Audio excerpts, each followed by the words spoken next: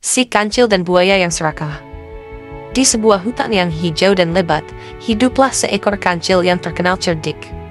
Kancil ini sangat dihormati oleh hewan-hewan lain karena kebijaksanaannya dan akhlaknya yang baik.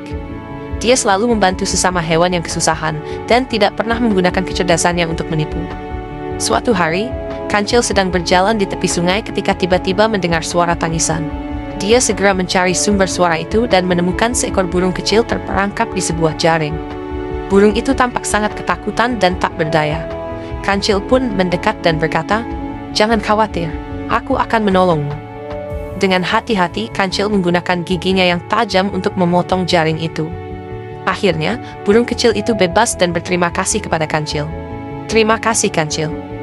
Engkau sungguh baik hati," kata burung kecil itu. Keesokan harinya, saat kancil sedang mencari makanan, dia melihat seekor buaya yang besar dan menakutkan terjebak di dalam sebuah lubang. Buaya itu berusaha keluar, tetapi semakin ia bergerak, semakin dalam ia terperosok. "Buaya, apa yang terjadi padamu?" tanya kancil dengan sopan. "Aku terjebak di sini dan tidak bisa keluar," jawab buaya dengan suara memelas.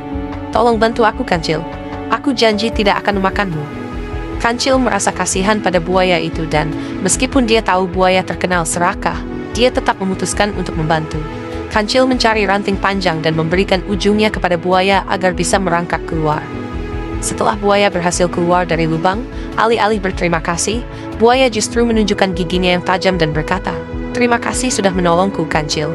Sekarang, aku akan memakanmu." Kancil terkejut, tetapi dia tetap tenang. "Buaya, apakah ini caramu membalas kebaikan? Bukankah kau telah berjanji?" Namun, buaya sudah dikuasai oleh keserakahannya. "Aku adalah pemangsa dan engkau adalah mangsa. Tidak ada tempat untuk janji dalam dunia ini," jawab buaya. Kancil yang cerdik tidak kehabisan akal. Dia berkata, "Baiklah, jika itu yang kau inginkan. Tapi sebelum kau memakanku, bagaimana jika kita meminta pendapat penghuni hutan lain tentang apakah ini tindakan yang adil?" Buaya setuju, berpikir bahwa dia akan tetap menang. Kancil pun membawa buaya ke pohon besar di tengah hutan, tempat semua hewan berkumpul. Dia menceritakan apa yang terjadi dan bertanya pada mereka, apakah adil bagi buaya untuk memakan aku setelah aku menolongnya? Semua hewan terdiam, merenungkan situasi tersebut. Akhirnya seekor kura-kura tua yang bijaksana berkata, "Buaya, kancil telah menunjukkan akhlak yang mulia dengan menolongmu tanpa pamrih. Namun, kamu malah membalasnya dengan niat jahat. Perbuatan seperti ini tidak akan mendatangkan kebaikan, bahkan bagi dirimu sendiri." Mendengar nasihat kura-kura, buaya pun sadar akan kesalahannya.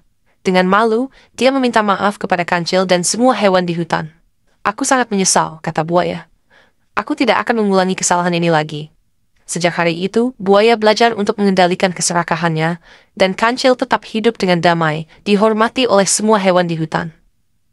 Cerita ini mengajarkan bahwa akhlak yang baik selalu lebih berharga daripada keserakahan, dan kebaikan hati akan selalu berbuah manis.